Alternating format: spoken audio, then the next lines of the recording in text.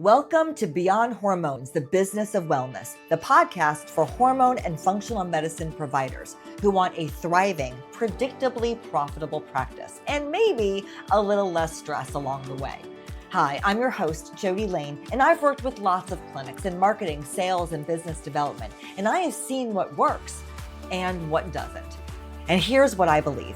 Hormone and wellness care should be available to everyone who wants it. And while providers know the medicine, many struggle with the business side of their cash practice. And that's where I come in. See, this podcast is here to share real strategies, real stories, things you can implement in your practice right away. So I am so glad you're here. Come on, let's go. Hey everybody, it's Jody here from Beyond Hormones. And this episode's going to be different, so bear with me for a few minutes. I'm going to tell you a story. In the last week of my senior year at Stetson University, I'm standing in the political science department office, not my major, but I was waiting on my friend, Jake Beber, because we were going to go grab lunch that day. The phone rings. Someone in the office picks it up and calls out, "Does anyone in here need a job after graduation?" Well, I said, "I do." And that was it. That was my entire audition. A Stetson alum was on the other end of that call, looking for a copywriter at a political direct mail firm that he owned. I knew nothing about politics, nothing. Luckily for me, though, Jake ran the Student Republican Party committee at our school, so we spent that lunch with him cramming me on everything from party platform to who's who, handing me reading material like it was about to be my final exam. Well, I walked into that interview a few days later, completely underprepared, and I remember thinking to myself, even just sitting in that room for the first 10 minutes, that something about the way this man carried himself told me that this was going to be the hardest job of my life. Well, he offered me the job on the spot. I was 21 years old, bright-eyed, and I had no idea what I was walking into. That was the beginning of my relationship with Jack Latvala. Now, I'm telling you this story because last week, on my mother's birthday, a woman who's been gone for 12 years now, I found out that Jack passed away. I hadn't spoken to him in over 25 years. I actually don't stay close with many of the people from that chapter of my life, but somehow within 12 hours, several people reached out and told me about his passing. So this episode has nothing to do with hormone therapy or growing a cash pay practice, but it does have everything to do with how I became the entrepreneur who built a practice. See, Jack Latvala is one of the reasons that I run a business the way that I run it today. And I think there's something here for you too, even if you've never worked a single day in Florida politics. All right, let me back up and give you the picture. The company was called Direct Mail Systems. It actually still exists today, and it's run by my dear friend, Michael Milligan. We did direct mail for political action committees, state Republican parties, candidates up and down every ballot imagined. Now, remember, this is 1990s, so Republican Party looked a little bit different. Also, remember, there was no internet. Of course, there was no AI. So my first job as a copywriter, and the man I reported to at the time, Mike Pachick, told me repeatedly that I was a terrible writer. So after a few months, I got moved to account executive, which in that company really meant project manager. I was responsible for every aspect of a direct mail job, from copy to design to print to mailhouse, all the way to the mailbox. Every piece, every design that was assigned to me, my responsibility. I worked 10-hour days, 6 days a week. I didn't know if I worked more than the average project manager. I had nothing to compare it to. That was just Jack. You see, Jack Latvala had the highest standards of anyone I'd ever met up to that point. He knew his business cold, genuinely, deeply knew it. And candidates all across the state fought to get him on their campaign because if Jack Latvala was on your team, there was a really good chance you were going to win. Here's the thing about Jack, though. Failure was not in his vocabulary. These days, I talk to my clients all the time about failure. It's data. You fail, you learn, you adjust, you get better. But that is not how Jack operated. Mistakes were not an option. And he had a temper to match that standard. I remember it was just my first couple of months working there. He told me to do something. I needed a phone number, and instead of digging up a phone book, remember, there was no internet, no cell phone, no computer sitting on my desk. I made the mistake of asking his secretary, Sherry. Now he heard me and he came out of his office yelling, "Why are you asking her? She doesn't have time for you. Go figure it out for yourself." Well, I went and I tried again, but it still wasn't fast enough for him. And he started in on me a second time. I ran back to my office almost in tears, and I could hear him pounding down the hallway toward my door. And I know he could hear me crying through it because he turned around and he went back to his office. But instead of dropping it, he picked up his phone, called me on the intercom, and continued to scream at me. Now, I know how that sounds, and I'm not going to sit here and tell you that any of that was fine because it wasn't fine. But here's what happened inside of me. Underneath the tears, in the exact moment when I heard him screaming, I decided right then and there that I was never going to put myself in that position again, to be caught unprepared. So from that day forward, I do complete work. I don't cut corners. I find my own answers before I go looking for someone else's time to give them to me. Now, I'm a huge believer in collaboration, but guys, there is a difference between collaboration and laziness. And Jack, he taught me that difference. Yes, the hard way at 22 years old through an intercom. Would I recommend that management style to a single practice owner listening to this now? No, absolutely not. But I'd be lying to you if I said it didn't work on me. All right, here's another one. After some time, I got promoted. I got bigger clients. And one time I ordered 100,000 return envelopes for the Republican Florida Party fundraising mailer, and I ordered the wrong kind. I ordered the postage paid version, which meant the party was going to be on the hook to cover postage for every single envelope that got sent back. And that was not in their budget. And reprinting all of that was going to cost the company thousands of dollars. And I did not have thousands of dollars. And at 22, it could have been millions of dollars. So after a long night of thinking, I decided I was going to walk in the next morning with my resignation letter already written. I got to the office like before 7. I walked into Jack's office. And remember, this was a man who did not receive bad news calmly. And I said, "Jack, I need to tell you what happened. Here's what I did. Here's what it's going to cost, and I can't fix it. So here's my resignation." For all you longtime listeners, you know how much I love working in the hormone clinic space, and I want every one of you to have the best clinic possible. So if it's okay with you, I'm going to pause this podcast for just one quick second and share quickly about a product of ours that I think is going to make a real difference for you. And it's called Practice Automation System. Now, first, I want to share something that I had to learn the hard way. If you're struggling to get patients, your marketing probably isn't the problem. It's what happens between when someone raises their hand interested and actually gets someone on the phone. That's where the problem lies. That's where most clinics are losing money and they don't even know it. Does this sound familiar? A lead fills out your form. Your front desk is busy taking care of patients, so they get back to them in a few hours, or maybe the next day. They call the lead once. They don't pick up, so they leave a voicemail and they move on. The person never calls back, the lead goes cold, and your ad spend just vanishes into thin air. Practice Automation System is the solution that we built to solve this exact issue. Within 5 minutes of someone filling out a form, the lead gets a text. They get nurtured by email for as long as it takes, and your team gets assigned follow-up tasks based on how much time has gone by so that they never let anything fall through the cracks. We have used this foundation of this system inside my own clinic, where we grew to over 1,000 patients, 4 providers, and 23 staff members in just 7 years. So you know what? We know this works because we've used it ourselves, and we have helped clinics all over the country roll it out too.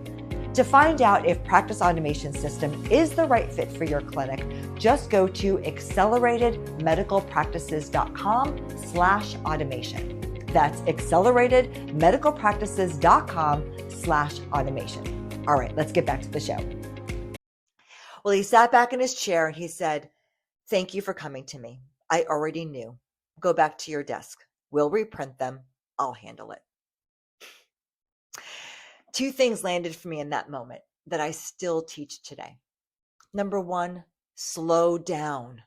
Working fast is not an excuse for working sloppy. That's why I always talk about checks and balances all the time with clinic owners. You can fix a bad social post in 5 seconds, but you cannot fix 100,000 printed envelopes.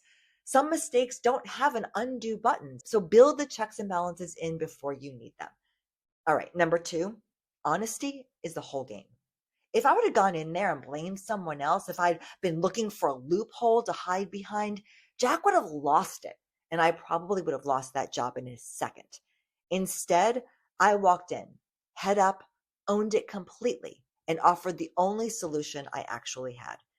And that's not what happened. Not the mistake, the ownership part of it.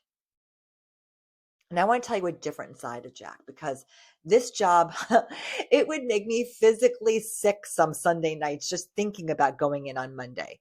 And in that same building, during our busiest seasons, the hourly workers, the ones running the folding machines and the cutting machines, people with genuinely hard lives, some of them on food stamps, some single moms with zero support.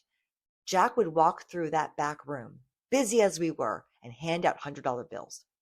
If one of those employees ended up in the drunk tank on a DUI, which happened on occasion, Jack was their first phone call, and he would go bail them out of jail.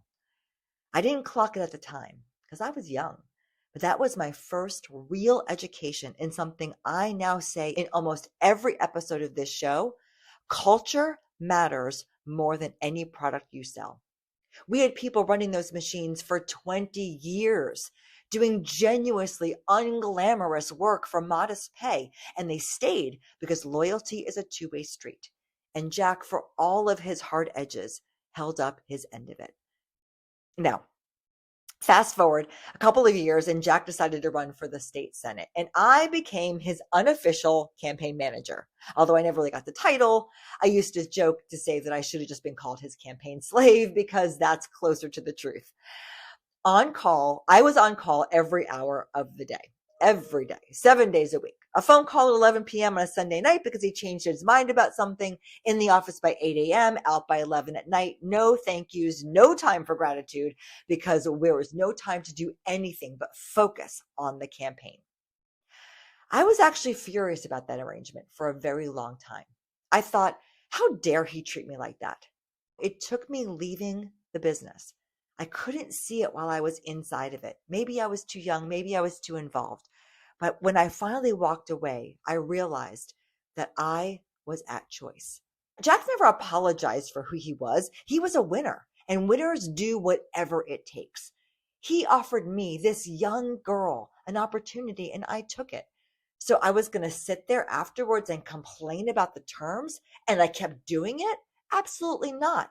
I chose to be there. And some of the things you choose in life aren't fun. They're not comfortable. But if you choose them, and that distinction is everything, because being at choice gives you peace. Not being at choice makes you a victim. Yes, I was a victim plenty of times in that office because I was young and I didn't know better. But once I understood being at choice, I've used it in every single area of my life since. It's the difference between resenting something and being grateful for it. I also learned to celebrate the wins with Jack. I learned it the night Jack won the primary. See, we were all crammed into this restaurant in Palm Harbor, the one him and his wife at the time practically lived at. And we were waiting on results from someone who was stationed at the supervisor of elections office because, again, remember, there was no internet. And the second the news came in that he won, every single person who had worked for that man, through every ounce of yelling and hardship, forgot every bit of it for at least an hour, and we just felt pure joy. We earned that hour. Now, Jack ended up winning the general election too, but we didn't know that at the time. But we celebrated the primary like it was already over because we worked our asses off and we felt like we deserved it. I think about that a lot now. Everyone in entrepreneurship talks about the grind. No one talks about stopping to actually enjoy the milestones as you're hitting them. Now, not everything about Jack softens with time, and I'm not going to pretend that it does. I remember working a mandatory Saturday over Labor Day weekend with a hurricane bearing down on Florida. It was going to be my first hurricane without the safety of my family around the corner. We were all required to be at work on Saturday or you're going to lose your job, full stop, no matter what you needed to do to prep for your house. And I was so annoyed about that. But in the same breath of that selfishness, Jack came to me and he said, look, if you're scared, I'm going to pay for a hotel room so that you feel safe. That was Jack. Give and take. Always both hands at once. I left direct mail systems after he won that Senate seat. He actually asked me to go to Tallahassee with him, but I just couldn't do it. I'd seen enough of that world by then to know that it wasn't where my values lived. So I went and I worked somewhere else for a while. Then I came back when his friend Rocky took over the company. And eventually, Jack again, because he took over direct response marketing, a company in Orlando. And that's where I met Chuck Barnett. Chuck was the company's president. Now, when I first got there, Chuck and I could not stand each other. Then one day we realized how much we actually had in common, and we ended up leaving together to start our own agency, Barnett and Murphy. Now, I've talked about that company on several occasions, so you may remember that. We grew that company to over $3 million. And because of that company, I hired a guy named Jamie Lane. And if that last name sounds familiar to you, it's because, yes, he's my husband. So Chuck is responsible in a very large way for a huge piece of my life. And Chuck would never have been in that building if Jack hadn't taken over direct response marketing. It's a straight, unbroken line from a phone call in college, from a phone call in a college office in 1992 to the family that I have today in 2026. And that is not something that I take lightly. Phenomenal governor. He's smart. He was unemotionally logical, sharp on policy. And underneath the bravado, he genuinely cared whether things were fair for regular people. And he also, by his own admission and by plenty of others, treated people, especially women, in ways that, what? I want to be honest with you about the rest of it too, because you're going to hear this if you go looking to do some research on Jack. His political career ended up in a little bit of a disgrace. There were allegations of misconduct toward women when he ran for governor. And I'm not going to sit here and say that it wasn't true, because I was a young woman working in Florida politics in the early 1990s. And I watched how a lot of very powerful men treated women at the time. And it wasn't okay. But both things can be true at once. Jack would have made such an incredible governor. He was smart and unemotionally logical. He was sharp on policy. And underneath that bravado, he genuinely cared whether things were fair for all people. And he also, by his own admission and by plenty of others, treated people, especially women, in ways that don't hold up today and maybe shouldn't have held up back then. And I'm not telling you this story to defend him. I'm telling you this story because he's a real, complicated, difficult, generous, brilliant, flawed human being who happened to be standing on the other end of a phone call the week I graduated college. And he changed the entire trajectory of my life. You don't get to pick the parts of a person's impact on you. You get all of it or none of it. So if you've stuck with me this long, first of all, I want to say thank you. You don't know Jack Latvala, so not quite sure why you stayed. And, most of you are never going to. And it's not going to change a single thing about your Thursday. But he changed everything about my life. I would not be a podcast host. I would not be an entrepreneur. I would not be sitting here today talking to you if I hadn't been standing in that office on that particular afternoon when a stranger asked if anyone needed a job. So, to everyone I worked alongside at Direct Mail Systems, I hope your lives are good. I love you and I miss those years with you. To Jack's family, his children, his grandchildren, I'm so sorry for your loss. Thank you for sharing him with the rest of us for as long as you did. And Jack, thank you for who you were in my life. Thank you for the legacy you left behind, all of it. The parts that were hard to watch and the parts that built me. I'm going to miss you. We'll be back to our regular programming next week. Thank you for listening to me, guys. Take care of each other out there. Thank you for listening to Beyond Hormones, the business of wellness.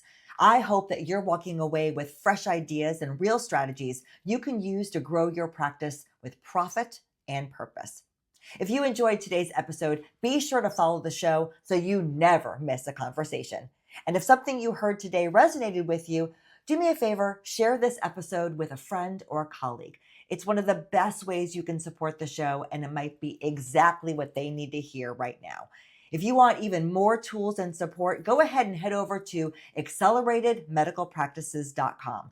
Until next time, keep doing the work that matters. Your patients need you, and I am cheering you along every step of the way.